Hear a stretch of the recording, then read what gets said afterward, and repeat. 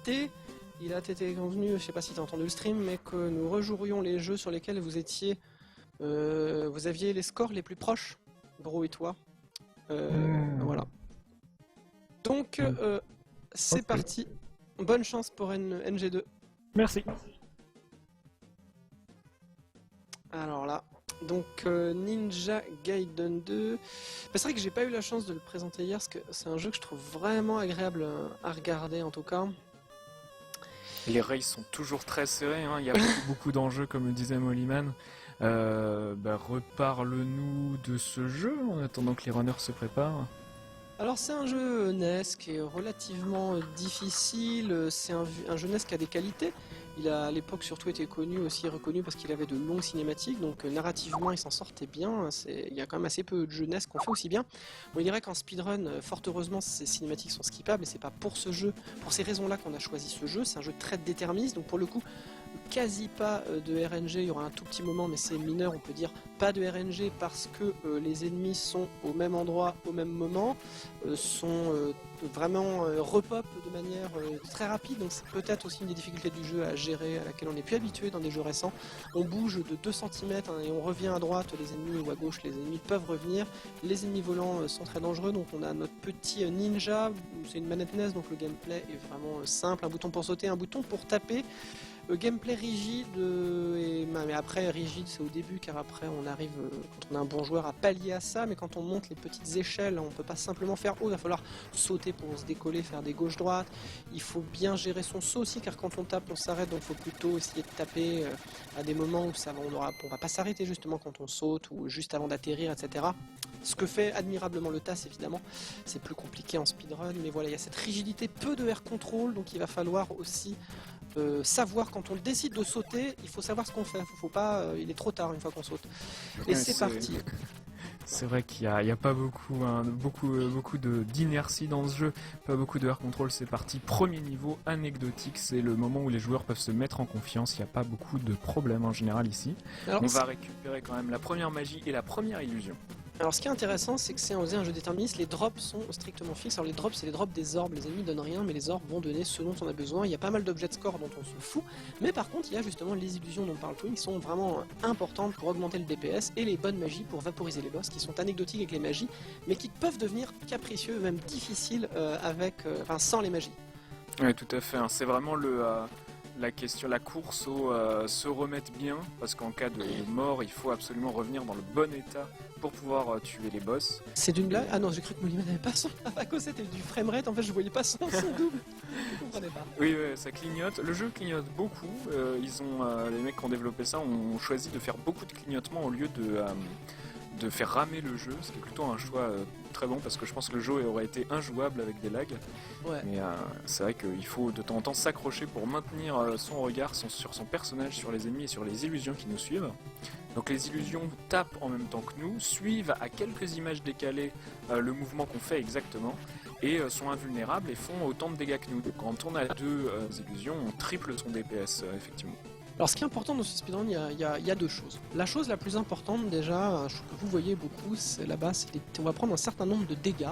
C'est pas proprement parler de damage boost, mais c'est quand même des dégâts pour gagner du temps, car globalement, ça permet de courir et de ne pas s'arrêter pour tuer quelques ennemis, car on a de longues frames d'invulnérabilité et on va pouvoir passer à travers les ennemis. Donc ça c'est vraiment une technique qu'on va voir à tous les niveaux, parfois pour faire des petits skips parce que ça va nous propulser. Donc là on peut parler du coup d'une sorte de damage boost, on va accéder à une plateforme comme on le verra. Alors, l'autre point est en train de setup ce truc là, regardez, ça va venir tout de suite. Avec le vent. Il va sauter là, la balle qui le suit, et hop, c'est passé. Ouais, très propre. Ouais, c'est bien fait. Hein. Niveau difficile, avec la courbe de difficulté de ce jeu, comme tu le dis souvent, elle est particulière hein, quand même. Tu peux nous la rappeler du coup pour ceux qui découvriraient le jeu ? Les niveaux sont c'est ça, complètement décalé en termes de difficulté. Donc chaque niveau, à part le 1, est découpé en deux moitiés. Par exemple, la première moitié du niveau 2 est très très facile. Le train qu'on a passé, la deuxième partie sur laquelle on est en ce moment, très très difficile. Le niveau 3 que commence Millet, très très dur, très technique. Le niveau 4 va être extrêmement punitif. Mais par contre, 5, 6 en speedrun, c'est un peu plus accessible. Le début du 7 est assez facile. Et ça va être le 7-2, c'est l'explosion de la difficulté. C'est souvent là où on voit beaucoup de morts. Donc là, maintenant, pour tous les runners, c'est un moment crucial, ça devrait jouer un peu safe, il faut pas mourir. C'est vrai qu'il y a des morts plus ou moins punitives. Alors, il faut savoir déjà chose, le jeu est dur, mais par contre il y a une infinité de continues, ce qui est très sympa, et le jeu va nous remettre en gros au début de là où on est mort, mais la grosse difficulté, c'est qu'en plus d'être un jeu déterministe, c'est un jeu à backup, au sens où quand on meurt, on va perdre nos illusions, on va perdre notre magie, on perd plein de trucs, et il faut tout reprendre, il faut connaître les spots justement, où sont les orbes dont on a besoin, parce que ça peut être très compliqué si on les a pas apprises. On a vu des gens des fois aller très loin et d'un coup patiner complètement. Donc c'est vraiment un jeu à backup et ça fait partie de l'apprentissage. Attention. Mollyman c'était un peu risqué, il essaye de jouer safe, mais c'est pas un jeu dans lequel il faut jouer safe, il faut vraiment suivre ce qu'on connaît et essayer d'inventer une safe strat en se disant d'habitude là j'y arrive pas trop, c'est pas faisable en ice. C'est vrai que souvent faut maintenir gauche ou droite selon la direction du scrolling et puis après on time ses sauts, on time ses dégâts. C'est vrai que quand on s'arrête, c'est dangereux. Surtout quand il y a des ennemis volants. Voilà. J'allais parler des ennemis volants. Ils sont horribles. Mollyman qui joue safe, il se fait toucher, attention. Mollyman il perd beaucoup de temps là, et mine de rien c'est le genre de petites décisions qui peut coûter des points à la fin. Armantis a une mort, encore une fois le monde 3, très facile de mourir, par contre pour les backups, très facile de récupérer la magie. Voilà, donc Mollyman et Armantis vont devoir venir là à cette salle. Armantis en haut à droite va tout récupérer, donc c'est pas trop grave, par contre c'est une perte de temps. Millet par contre là, mourir c'est horrible, il est dans le niveau 4, il a la magie de l'invulnérabilité, il faut surtout pas la perdre. Ça c'est clair. Alors Millet, maintenant est quand même un des joueurs les plus solides sur ce jeu, il a appris les backups, il s'est un petit peu forcé, parce qu'avant il avait beaucoup grindé. Fut un temps il avait un très bon PB mais était très mauvais en race. On l'avait vu faire une complétion sur ce jeu, mais c'était il y a fort longtemps, c'est effacé. Maintenant, il connaît et il apprécie d'ailleurs ce speedrun. Millet ici pour le petit damage boost, voilà, ça passe bien. Millet, aucun problème. Mollyman qui vaporise le boss, il est pour l'instant dernier de cette race, on est à 5 minutes.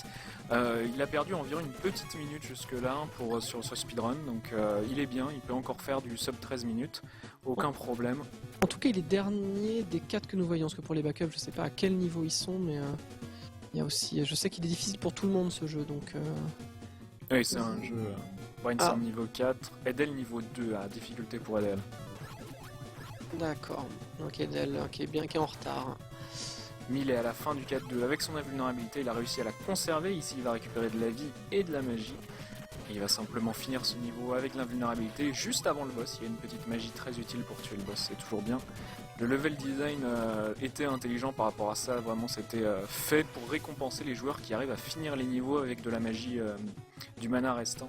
Donc vous voyez le compteur en haut à gauche des écrans des joueurs, il y a un petit symbole et un nombre sur 60, sur 70 en fonction du mana max des joueurs. Attention Millet qui a raté un petit shuriken, c'est pas grave. Alors par contre, un truc très particulier qu'il faudrait que tu reprécises, c'est-à-dire que un truc qui est particulier dans le jeu, c'est que quand on termine une série de niveaux, donc un monde, on garde les illusions, par contre, me semble-t-il, les magies sont remises à zéro et le Ninpo reprend sa quantité normale. Comment ça fonctionne déjà ? On a 10 de Ninpo, on récupère la magie nulle du Shuriken qui est l'équivalent de la dague de Castlevania ou qui ne fait aucun dégât au boss.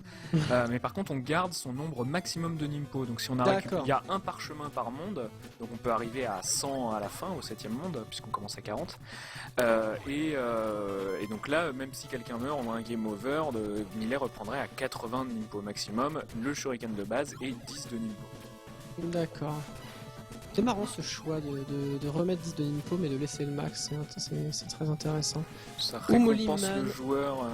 Attention, Mollyman sur la fin, il a son invulnérabilité mais il veut pas l'utiliser pour pouvoir tuer le boss très vite.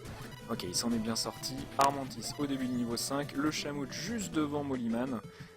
C'est marrant de voir une race aussi serrée et aussi haut niveau. Pour l'instant, aucune erreur pour les 4. Mais Millet, des petites morts mais pas très coûteuses, et Millet qui vraiment s'envole pour l'instant. Il confirme, il est parti parce que le seul, comme on l'a dit, il est qualifié, Millet, mais il voulait quand même faire plus que Tifa, et c'est ce que Tifa a prophétisé hier. Armantis a raté le parchemin, donc le parchemin qui augmente le Ninpo maximum. C'est Millet à ce niveau-là était à 80, lui il n'est qu'à 70. Il va devoir trouver une backup. Hier on avait Cladol qui n'avait pas fini avec assez de Ninpo. Shamout a récupéré son parchemin, mais le jeu est généreux et il y a une petite backup un peu plus tard. Ouais, c'est clair. Alors, ouais, Millet, il est sur un bon temps pour l'instant. Millet, pour l'instant, il est sur un sub 12 si ça continue comme ça. Il joue un peu safe, mais ça passe bien. Le niveau 6 est très facile, très court, mais il faut bien garder sa magie sur la route du speedrun, sa vie, pardon, sur la route du speedrun. On utilise beaucoup de dégâts pour passer à travers les ennemis. Donc là, ça joue très bien, très propre. Alors la glace, ça glisse, mais c'est loin d'être une glace si difficile à maîtriser. C'est même plus un des rares jeux, je trouve la glace plutôt agréable personnellement. Bah, le jeu est tellement rigide et avec tellement de lourdeur que la glace donne une inertie bienvenue.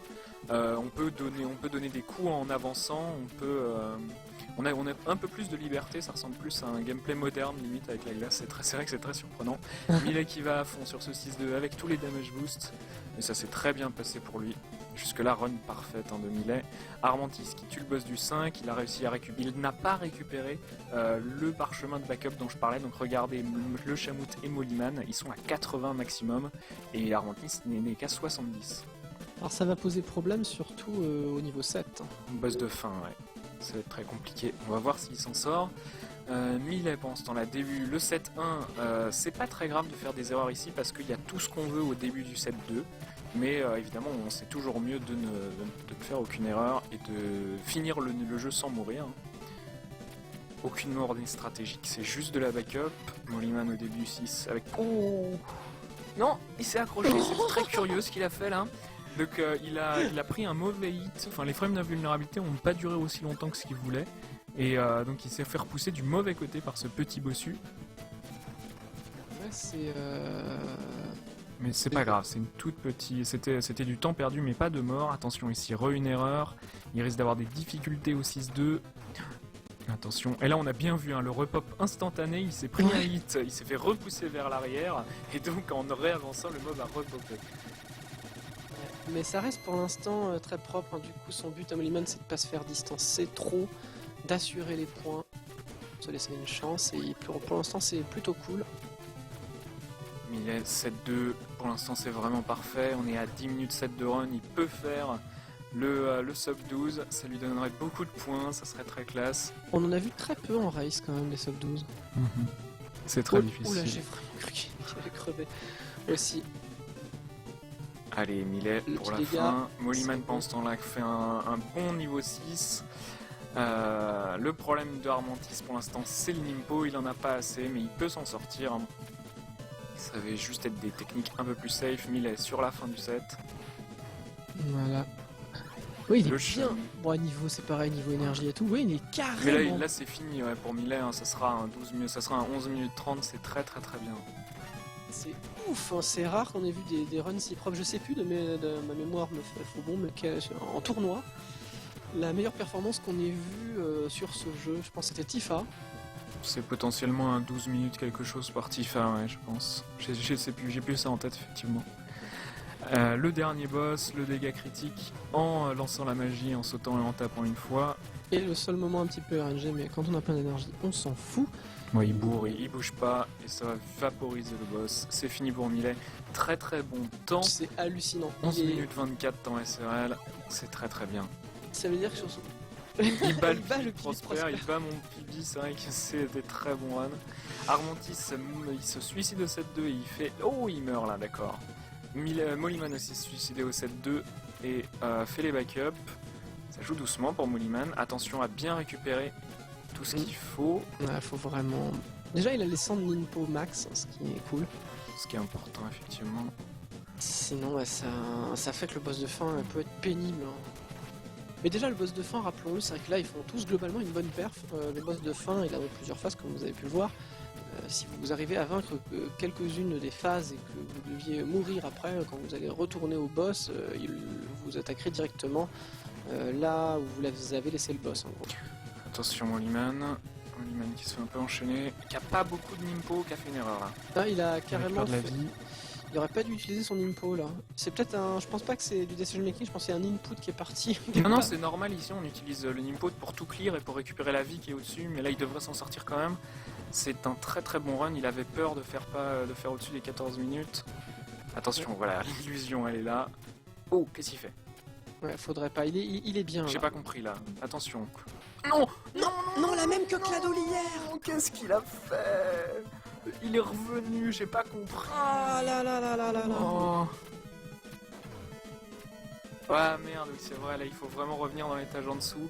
Il se suicide complètement parce qu'en fait au deuxième niveau, au deuxième écran, il y a vraiment tout ce qu'il faut. Et là il va revenir au tout début. Ah là là, c'est vraiment dommage. Il faisait un run, enfin voilà, il faisait moins de 14 minutes largement. Il était bon et il a paniqué sur le dernier écran quoi.